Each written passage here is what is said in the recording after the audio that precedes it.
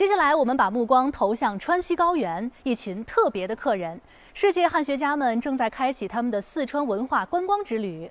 从嘉荣藏族文化中心马尔康到蜀山皇后四姑娘山，汉学家们不仅领略了令人屏息的川西美景，更深切体验了独特的藏式风情。雪晴，你说他们会不会被咱们四川的高颜值和深内涵彻底征服呢？贝贝，我相信他们一定会的。这是一次跨越语言的文化对话，也是向世界展示真实、立体、多彩四川的绝佳机会。接下来，让我们一起去看看汉学家们的奇妙际遇吧。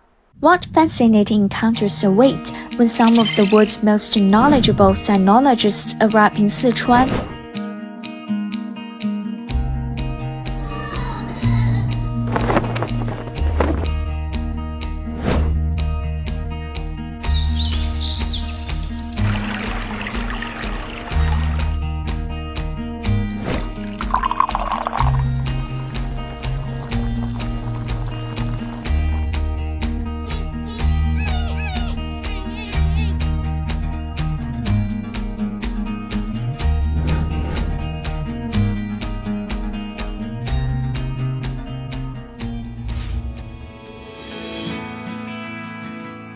On June 22nd, the event China in the Eyes of Sinologists, a cultural tour in Sichuan kicked off in Chengdu.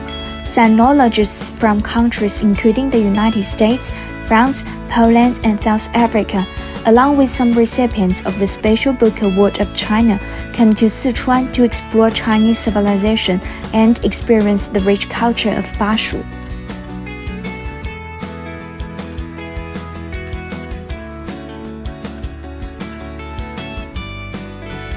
芙蓉来自突尼斯，我第一次来四川，就是通过来参观这个纪念馆呢，了解到我红军呢和巴尔康的关系和历史，然后也了解到民族怎么支持红军的这个工作，也特别有意义的，也加深了我关于马尔康的了解。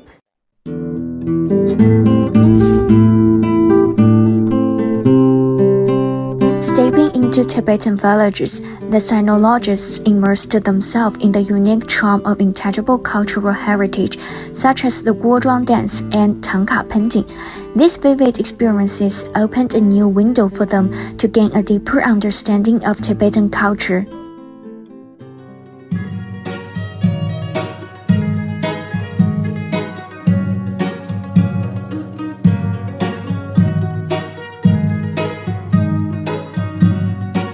My name is Jan Żywczuk. I'm coming from Poland. It's my first time in Berkham. It's very unique city. I really like it here.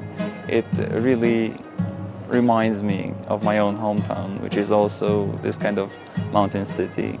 And today I also had the pleasure to experience some of the traditional artwork making of the silver decorations and parts of clothing.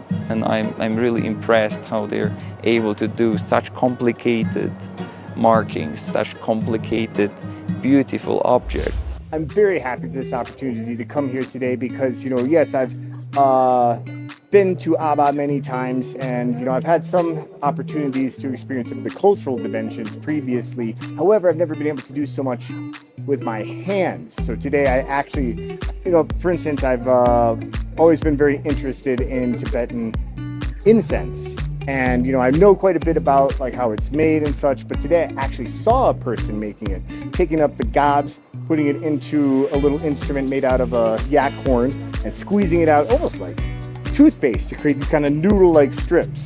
That was really interesting. And then I also got to try my hand at some of the weaving with the loom.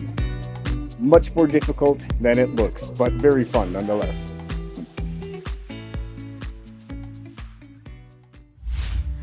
As their gaze moved beyond the Tibetan villages toward the majestic Mount Sigunya, the breathtaking beauty of western Sichuan's landscapes unfolded before the Sinologists. Gathered in a cultural salon, they experienced the unique spirit of Sichuan literature through vibrant exchanges of ideas.